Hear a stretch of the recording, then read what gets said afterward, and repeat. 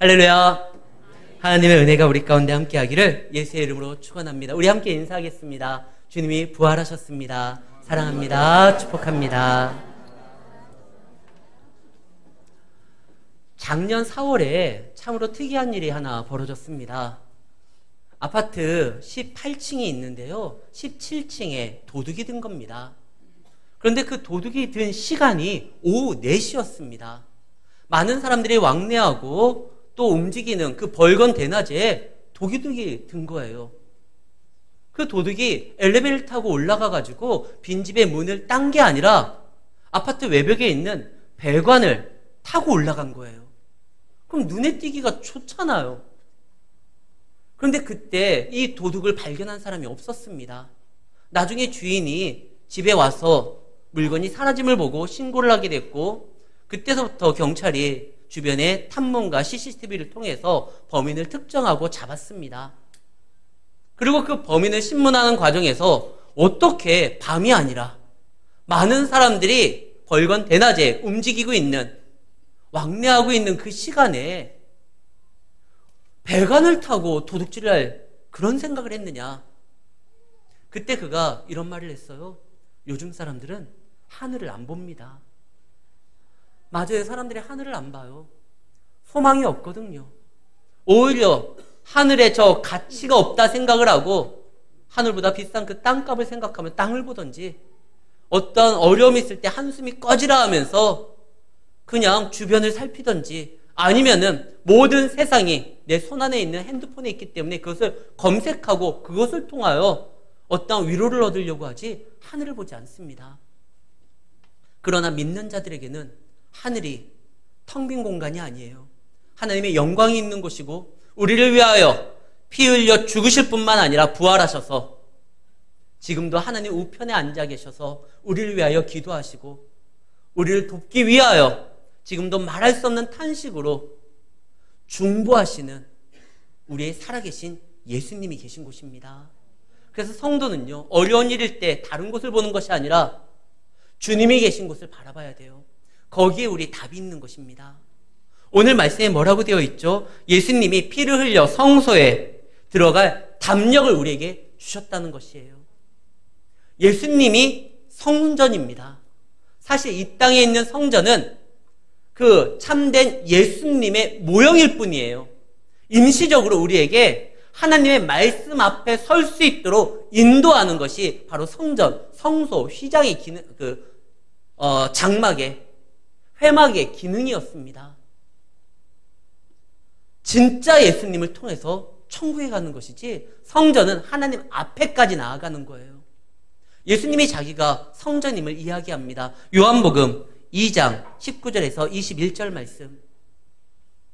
예수께서 대답하여 이르시되 너희가 이 성전을 헐라 내가 사흘 동안에 일으키리라.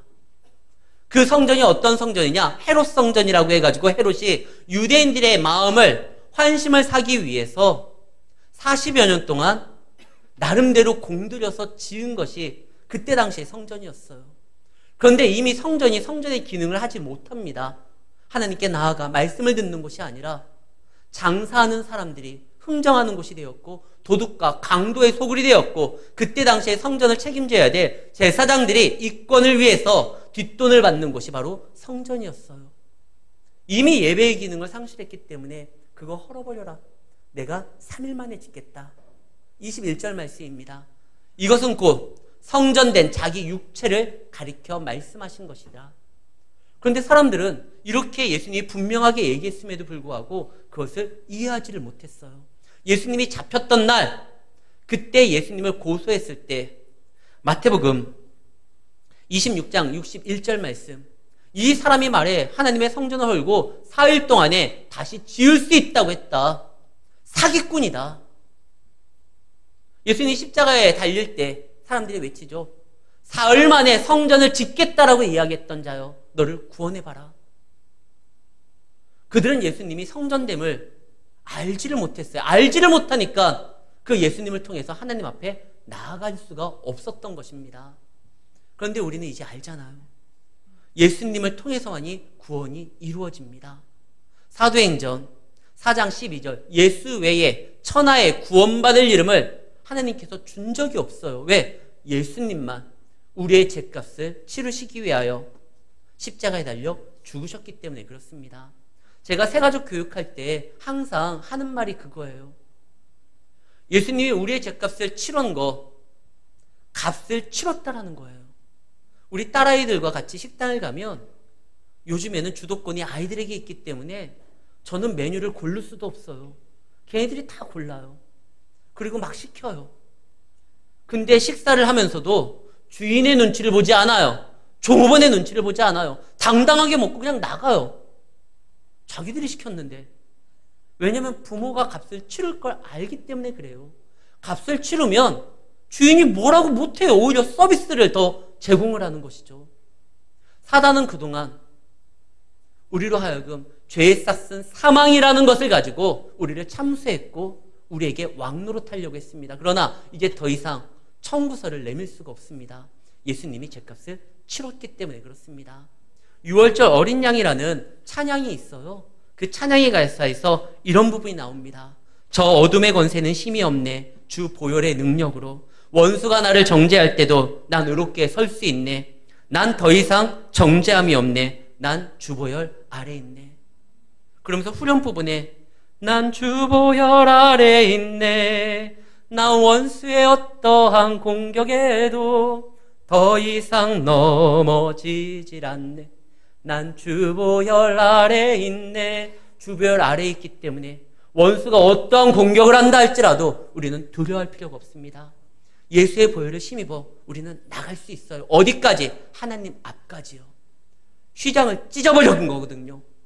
이제 더 이상 천국은 우리에게 막힌 곳이 아닙니다. 하늘은 우리에게 텅 빈 곳이 아닙니다. 하나님의 영광이 가득하고 우리를 위하여 예배해야 할 처소를 마련하시고 우리를 인도하시기를 간절히 소망하시는 돕는 보혜사 성령 하나님을 보내주신 예수님이 계신 곳이에요. 눈을 들어 그곳을 보고 그 부활의 주님을 바라보며 믿음으로 나아가시기를 바랍니다. 예수님이 부활을 할 때 어떻게 부활하셨죠? 그동안 이 지긋지긋한 몸뚱이, 내가 상처받고 칼자국이 있고 못자국이 있고 그것을 벗어던지고 홀가분한 마음으로 새로운 몸으로 천국에 가신 게 아니에요. 찬송가에 그 말이 있죠. 나의 주를 배울 때 손에 못자국을 보아 알겠네. 여전히 예수님의 몸에는요 못자국이 있고 창자국이 있습니다. 부활하신 예수님이 도마에게 말씀하시죠. 너 봐라. 너희 손가락을, 그리고 믿음 없는 자가 되지 말고 믿는 자가 되라. 예수님의 몸은 부활의 몸입니다. 영광된 몸입니다. 그러나 여전히 이 땅에서 우리를 위하여 피 흘리시고 고난당하신 그 상처를요 흔적을 가지고 계신 몸입니다. 왜 그렇겠어요?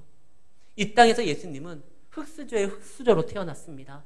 인간이 당할 수 있는 모든 아픔을 경험했습니다. 당신의 백성에게 외면을 당하고 제자에게 배신을 당하고 상처를 받고 창조주의지만 가장 참혹한 저주의 사람들이 달려야 된다는 나무에 달려 죽으셨습니다. 인간의 외로움을 알고 고통을 아십니다. 그 몸에 그것을 다 가지고요 영광된 몸으로 하나님 앞에 올라가셨습니다. 이제 우리가 그 주님의 우리가 가지고 있는 아픔과 상처와 고난과 슬픔, 걱정, 근심을요 그분이 가지고 하나님 보좌 앞에 계신 거예요. 그 이유는 거기에서 우리가 기도할 때 그 문제들을 해결해 주겠다라는 것입니다. 주님이 지금 거기 계셔요. 우리의 아픔을 가지고 계셔요. 기도하지 않는 건 미련한 거예요. 이미 우리를 도우실 능력도 있고 그러한 의향도 있고 준비가 되어 있는 그분인데 우리가 구하지 아니함으로 그 도움을 받지를 못합니다. 구하기 전에 미리 그냥 주시면 될 거 아닙니까? 그러나 하나님께서 원하시는 건 우리가 아무 문제 없이 고난 없이 슬픔 없이 살아가는 인생이 아니에요. 그분을 닮아가는 그리스도의 장성한 분량에 이르기까지 성장하기를 원합니다. 아이들이 가장 이쁠 때가 언제입니까? 아기였을 때. 그때 참 이뻐요. 특히 더 이쁠 때는요 자고 있을 때 참 이뻐요. 보기만 해도 흐뭇해요. 얼굴에 웃음이 나요. 언제서부터 시작됩니까? 이렇게 이게 아이로 인하여 우리가 힘듦이 아이가 눈 뜨고 기어다닐 때서부터예요. 그렇다고 해서 우리가 아이가 보기 좋을 그때만을 생각하고 아이를 그 상태로 박제해 놓는다는 건 그건 있을 수가 없죠. 비록 아이가 그렇게 성장하는 과정에 부모가 힘이 든다 할지라도, 그리고 또한 아이가 또 어려움을 당할 때 부모로서 다 해주지는 못하지만 그의 곁에 있어서 그에게 용기를 주고 그를 품을 수 있는 건, 그가 언젠가는 성장해 나아가 부모와 함께 같은 고민을 하고 같은 생각을 하고 같은 곳을 바라보고 같은 일을 감당하기를 소망하기 때문에 그런 거 아닙니까? 하나님께서 우리에게요, 아무것도 할 수 없는 상태에서 무조건 부어주시면서 우리를 보기 좋은 관상용, 애완으로 우리를 만드신 게 아닙니다. 우리를 자라게 하기를 원하시는 거예요. 언제 우리가 자라죠? 주님과 함께 주님의 말씀을 듣고 그의 뜻에 나 자신을 처 복종하면서 그리스도를 닮아갈 때요. 그때 성장하는 거예요. 그래서 하나님이 그냥 주는 게 아니라 구하라는 거예요. 하나님과 인격적인 교제를 나누면서 그 문제에 고민하며 하나님을 주인 삼아 움직이라는 거예요. 그래서 예수님께서 내가 다 하니까 걱정하지 마라, 내가 너의 모든 길을 그냥 형통하게 하고 그냥 부어주겠다라고 말씀하지 않습니다. 뭐라고 하죠? 구하라, 그럼 주겠다. 찾으라, 찾아낼 것이다. 두드리라, 열릴 것이다. 나는 준비가 되어 있는데 너가 나를 믿고 의지하며 인내하면서 이런 것들을 구하면서 나를 너의 삶의 주인으로 인정하면서 나아가라는 거예요. 부활의 주님은 지금 그곳에서 우리를 준비할 모든 것이 갖춰져 있습니다. 구하십시오. 찾으십시오. 담대하게 주님 앞에 나아가십시오. 그분이 휘장을 찢었습니다. 20절. 그 길은 우리를 위하여 휘장 가운데로 열어놓으신 새로운 살 길이요, 휘장은 곧 그의 육체니라. 그분이 우리가 하나님 앞에 나아갈 수 있는 모든 길을 열어놓으셨습니다. 그리고 우리를 초대하시면서 말씀하십니다. 그분 앞에 나아가 인내함으로써 모든 것을 감당하면서 나아갈 때 하나님이 여러분들의 삶에 부활의 능력을 채워주겠다는 거예요. 부활의 능력이 뭐죠? 더 이상 한계가 없다는 것입니다. 인간의 가장 큰 한계가 뭐죠?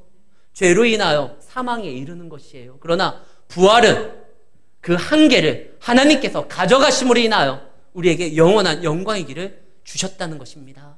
슬픈 마음이 있습니까? 어려움이 있습니까? 근심이 있습니까? 사망 권세 이겨내시고 부활하심으로 인하여 우리에게 새 길을 열어주신 그분과 함께 나아가시기를 바랍니다. 그분 안에 소망이 있고 그분 안에 능력이 있습니다. 항상 주님 안에서 믿음으로 살아가 끝내 승리하시는 우리 모든 성도님들이 되시기를 예수의 이름으로 축원합니다.